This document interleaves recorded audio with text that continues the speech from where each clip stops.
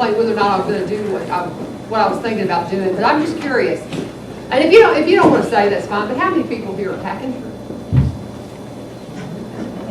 Thank you. I appreciate you. I feel pretty safe right now. So, I mean, seriously. Pardon? I know, and those kind of make me nuts, and sometimes I turn around and I leave the free zone because that bothers me. It's like you're just inviting it. But the reason, with what happened with the Bill Goodman Gun and Knife Show this week, are you kidding me? I got to tell you, folks, that is probably, I did traffic for 28 years in Nashville. I quit, I got fired over a phone call in 2012. Clear Channel was so precious. But, it was time, though. It was time. It was time. You can go read my blogs. My website is LaVernVivio.com. Go to the WordPress blog, and if you want to learn a little more about me, go read my blogs, and that'll kind of tell you everything you need to know. But I wrote a blog right after they let me go, and it was time. So I'm waiting to see what God's opening up and where He's taking me, but I'm okay with that. But as I think back on that, and I heard about what happened with the Bill Goodman Gun and Knife Show, all I could think was, this track report brought to you by the Bill Goodman Gun and Knife Show. See hundreds of shotguns, rifles, and knives of all kinds, buy, sell, or trade. Don't you dare miss it. I'll still remember it because I said it every single month. And guys, that's one of the freedoms that we have in this country. They're not eroding quickly unless you look at health care. Then that one is just like, are you kidding me? And they, the Senate finally passed something to repeal it, about time. But, I mean, the nonsense that we have that is absolutely strangling us is sneaking up on us. It's the Bill Goodman Gun and Knife Show this week. I mean, what's it going to be? I mean, we're probably going to see, I pray to God He has enough sense not to bring out an executive order to try to confiscate weapons in this country. But I'm not sure it won't happen before the one who will not be mentioned on his office, because I'm not a big fan. But, and as I stand here, and I've been trying to think, what do I want to say to you guys?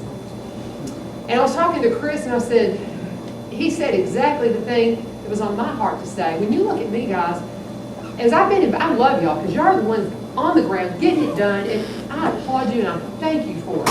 I've been invited to come to some Republican things before, and I've hesitated because I don't identify as a Republican. Go read my blogs. It explains it. Because I'm just so tired of us rolling out the same old stuff over and over and over. And there's some of my representatives I love, and some of them I'm not so crazy about. I love Diane, but when I don't agree with her, I let her know. But when she does a good thing, I let her know. And we've got to hold their feet to the fire, because the only way we're going to get things back on track and stop this slow slide into something that I don't even know what to describe it as. Not what my ancestors fought for. How about y'all? My kid's in the military. My kid's in the Army. And pray for him, please.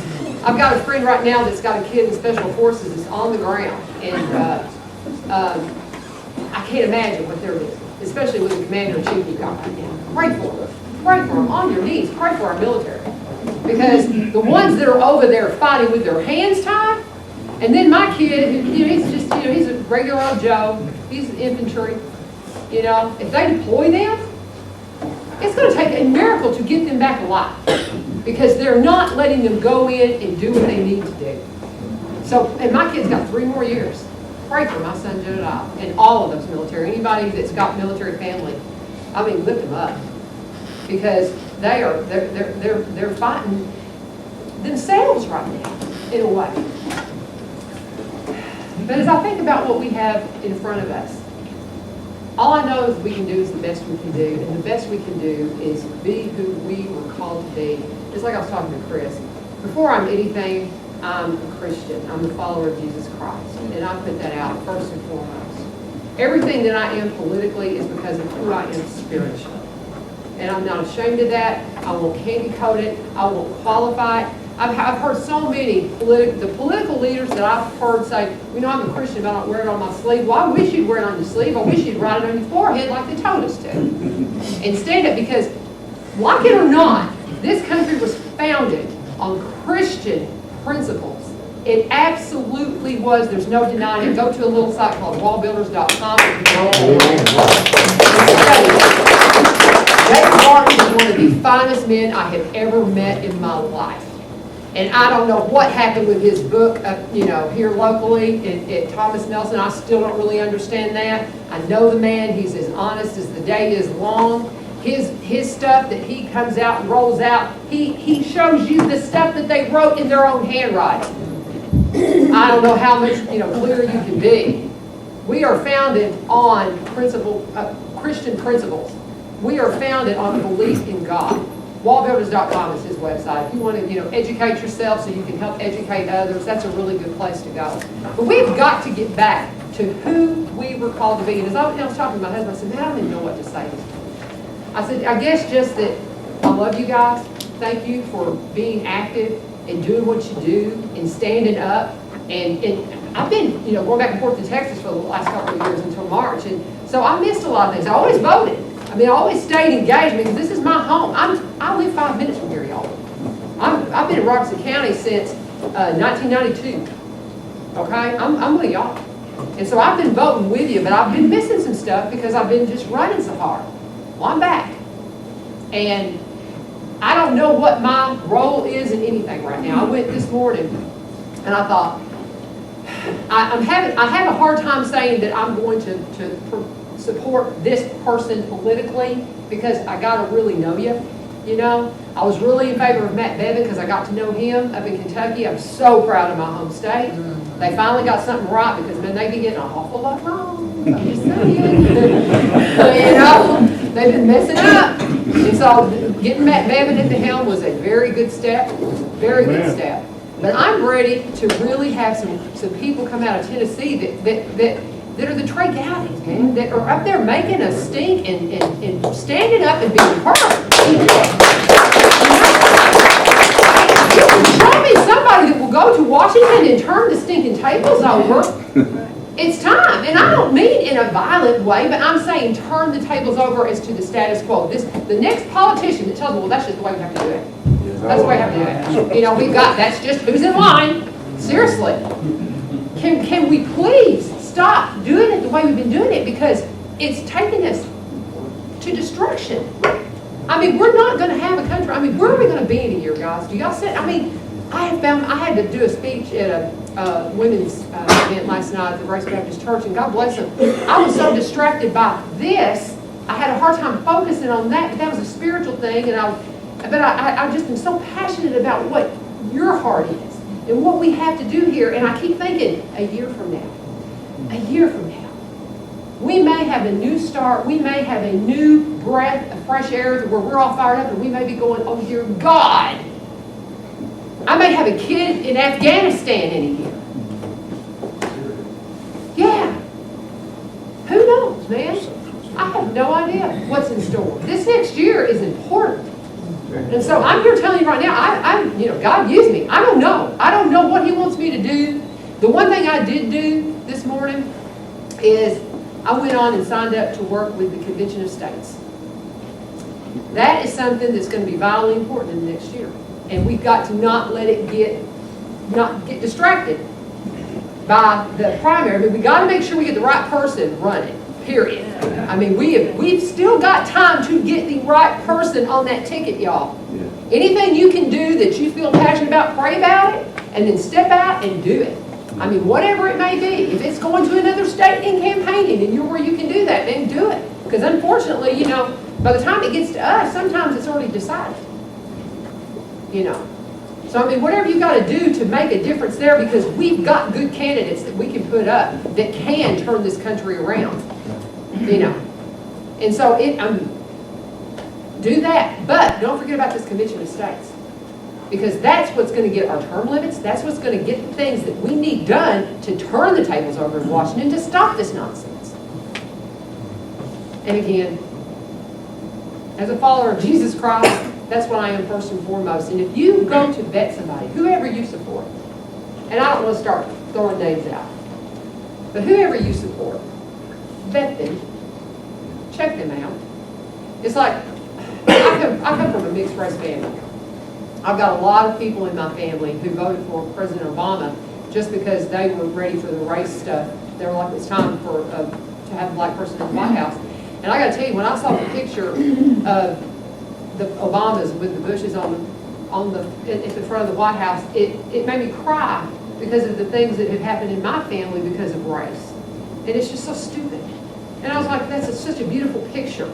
And I thought, oh, if you would just do what you have that you could do, knowing full well he wasn't going to, because I knew who he was. I had checked him out. I have friends of mine still. I have people I go to church with, God bless them. They still support Obama because they're black and he's black. And they don't believe that, they just won't look past their race to who he really is. And I don't understand. And that's what I'm saying to you. Look past the R. Who in the Republican Party, who in the Democrat Party, whoever that you can support that stands on godly principles.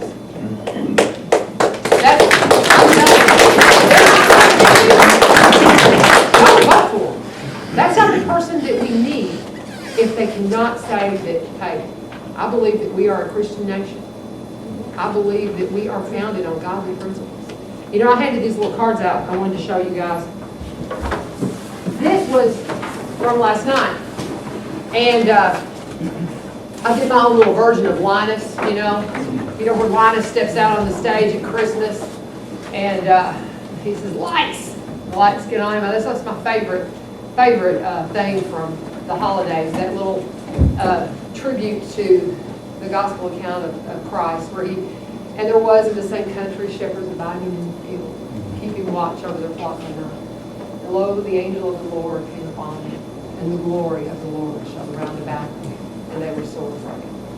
And the angel said unto them, fear not, for behold, I bring you good tidings of great joy, and it shall be to all people. For unto you is born this day in the city of David a Savior, which is Christ the Lord. And let this be a sign unto you, you shall find the babe wrapped in swaddling clothes and lying in a manger. And suddenly there was with the angel a multitude of the heavenly host, praising God and saying, glory to God in the highest, and on earth peace, goodwill to men. That last little part of that is what I talked to them about. I don't know, did y'all hear Glenn talk about this?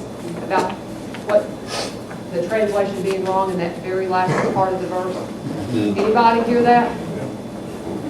Glory to God in the highest, and on earth peace, goodwill toward men. Literally translated, peace on earth to men of goodwill is what that should read. Peace on earth to men of goodwill. And when I wrote these cards up, I started to change it, but I thought, yeah, the women will all be going, well, she got that wrong. Instead of hearing the verse and listening to what I was saying, they'd be going, that's wrong. But if you look up the literal translation of it, peace on earth to men of goodwill. That changes it, doesn't it? That changes it. If we are men and women of goodwill, then we will have peace on earth. Whether that's peace in your soul, or if that's literal peace in our land. Maybe it's both. I believe it is. But let's start with being men and women of goodwill. And the only way we do that is be accountable with what we have been made stewards of. You have been made stewards of your vote. You have been made stewards of your influence. You have been made stewards of everything that is within your reach. If you are a Christian, and I mean, how many are Christians here? Cool. I think we got a unanimous vote there. That's pretty awesome. I mean, we're so blessed. We're in the Bible Belt. I mean, I love that. I love that. But guys, we should be, I guess the thing is, I was talking to the ladies last night. I said, you know, if I were to ask you guys about what the joy of Christmas means, they're going to give me all the right answers because it's a spiritual bunch. The difference is giving the right answers and then walking the walk and talking the talk. That's right. So we can sit here and go, we're all Christians, we're all conservatives, but do we walk the walk and do we talk the talk? Are we good stewards of our vote? Are we vetting the people who we are going to support? Do we know them? Have we looked at them honestly and not just said, well, that's what we got to have because? No. It's not that's what we got to have because. It's that's who we've got to have because of who they are, the content of their character. Period. period. And then let God sort the rest out. Do you trust him? Do you trust him to get it done with the people who you think, really? That's who you want? I was telling Neil, it's so funny. Everybody's like, so you're going to speak at the Republicans, are you running? No. No. No. Let me say that again, no. I have absolutely no political aspirations. I am working part-time in ministry at my church, and then I spend an awful lot of time with the Coptic Christians in Nashville. I am looking for somebody to sponsor my work with Coptic Christians in Nashville, if you'd like to talk to me about that. Coptic Christians are Egyptian Christians. We have 12,000 in Nashville. They're all legal immigrants. They have signed up for a lottery in Egypt to have the privilege to come to America. They come to America for the American advantage, not to take advantage of America. And that's what this cross on my wrist is all about. They wear this cross. This is an ancient tradition that they honor. This started back whenever they first became Christians, when they were first converted 2,000 years ago. The slave owners would put the name of the slave master across the wrist, so whenever they would escape, they would know who to bring back to. And they said, no, no, no, we belong only to Jesus. They started putting the cross on their wrist, and they still do it to this day. The babies have that cross on their wrist. And so in solidarity with them, my husband and I, we got that. And then this one on their hand, some of them wear them in several places because Egypt is a Muslim country now. It's 95% Muslim. They're very persecuted as Christians, but they want to make sure you don't mix them up with Muslims. And I asked one woman, the first time I saw this, I said, why do you have this one here? And she says, so when I'm on the metro, and she's like, you know, because she always has to stand, so when I'm on the metro, everyone see. So they're pretty cool people. So that's my designation from what I believe God led me to. Now I did tell Neil, I said, I'm going to do what God leads me to do. So if I have a Jonah in the whale moment where God's going, I want you to do this, I was like, I really don't want to. I want you to do this. I don't want to. I'm going to put you in the belly of a fish if you don't do it. I mean, like, okay. You know, so I'm not, you know, you never don't limit yourself. So I'm not going to say never, but do I want to? No. I spent too much time away from home in Texas. So, and that was wonderful, but man, it was time to come home. I miss this area. Tennessee and Kentucky, they're my home, man. You just don't get anything like it. Now, where my husband's from in the UP of Michigan, it's pretty, but it's so cold. It's just so cold. I'm just telling you. But I'm home to stay. I want to help. I did go to the Convention of States and sign up and sign the petition. If you haven't done that, conventionofstates.com. Go and sign the petition because it's a very, very, I mean, I haven't studied it enough to give you all the details, but it looks like next year's going to be very important for Tennessee. If we can get, I think it's 2/3 of the states to sign on. Is that it, y'all? Or who knows more about it than I do? Is it 2/3? 2/3 that will agree to a convention of states, then we can go in and get some permanents. And that's turning over the tables in Washington, y'all. Those are the kinds of things we've got to do. But be good stewards of your vote. Be good stewards of your outreach. Be good stewards of your influence. I am begging you. And if you believe what you say you believe when you raise your hand as Christians, it is your duty. It is your duty. Pray on it. Pray on it. Then see where God leads you. Thank you.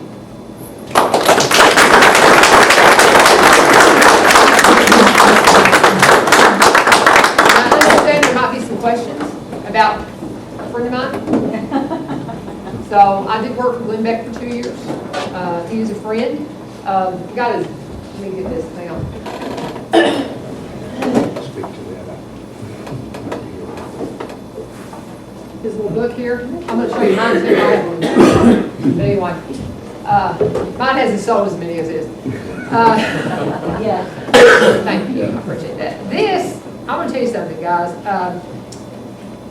Well, just a little side note. If you go up to the library, I had him sign the library's copy. So don't keep it if you check it out. But anyway, so he did sign the one for the library. He didn't sign this one, but when I first went to work for him, we had to go to Kansas City for something, and we were flying into this event. And he told me, there was like 7, 8 of us on the plane, and he told me this story. He told all of us this story, and I was like, oh, I really hope that you don't forget about that story. He's very ADD like I am. You know, I don't know if you're a fan of his. He's always saying something and you don't hear about it again because it's just something that finally it gets set aside. Maybe years later it'll come. So whenever he started talking about this, I thought, man, I really hope you get on that quick. Because it is so necessary. I'm a writer, and any author wants to write the quintessential Christmas story that will outlive you. And boy did he. Boy did he. I mean, I told him, I said, this to me is the thing. People will remember him for so much that he's done politically and for the country. But I think he's going to most be remembered for this. That's how powerful this is. It's a great story. It's the reimagining of Santa Claus and the spiritual aspect of it too, and it is absolutely brilliantly done. I cannot recommend this enough. So definitely go and get Glenn's book. I know you can get it for cheap at Sam's. And I do have some of my books with me. I talk about my family being a mixed race family. Starts out a little bit about that and how that I let that define me as being bitter. I'm a firm believer in if you want to find a reason to be bitter, you can find a reason. If it hadn't been the race issues in my family, it'd been something else with me because I was just there. I just wanted to have an attitude, and I did for about 20 years. And that's what this is about, is my testimony to that. If you're interested in that, I have those with me. But does anybody have any questions?